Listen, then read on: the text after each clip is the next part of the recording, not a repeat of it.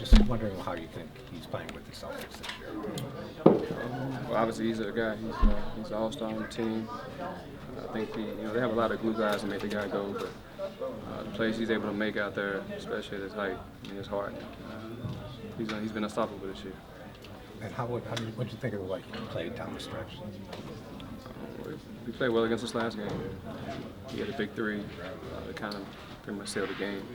It was a big tough shot he made, and I think that's what he's been doing all season for these guys. And then when he doesn't have it, playing unselfishly and finding his teammates like he did last game against Cleveland.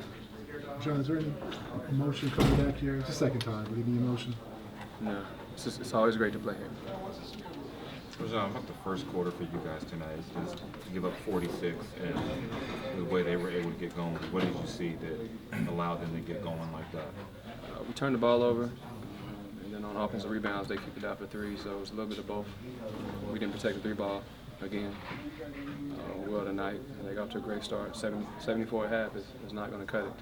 Is there some things you guys can do, especially with the first quarters? This is the seventh game in a row you've given up over 30 in the first, and it seems like you guys are always fighting uphill on that once that happens. Just try to hold the ball, don't take a shot. I don't know what we can do to stop teams from scoring 30. What do you think of the applause you got during the introductions from the fans? It's classic, classic Boston fans. Since day one, since I've been here, it's always been that type of reception. So I don't think they view me as the enemy. Progressed at all, just how much the Celtics have progressed in this last year. Obviously number 3 seed in the East now. Do you think they had this kind of talent here? I did. If there was a team, maybe 13, 14 guys deep, you never know who's going to get it going for them each night. You look at the box scores, there's someone leading them and scoring different every night. So they've been playing well as a team. Brad has these guys rolling, believing in the system, and they're playing very unselfish. Do you think that this season has been 6-point game, when the N1? Yeah. I didn't want to wrap them up and get a flagrant, so I just try to get them a foul before a clear path. Tony gave him the N1. the way you're playing this season? Is it a redemption for you to? I don't think I was playing bad last season. I didn't play great the 2 or 3 months I was in Dallas, but when I was here at the Celtics, I think I played pretty good, and I'm playing a lot better this year just because of probably the coaching style. Our style of play is very open court. Get out in transition, I make a lot of the plays. Coaches allow me to do what I do best, just make the plays.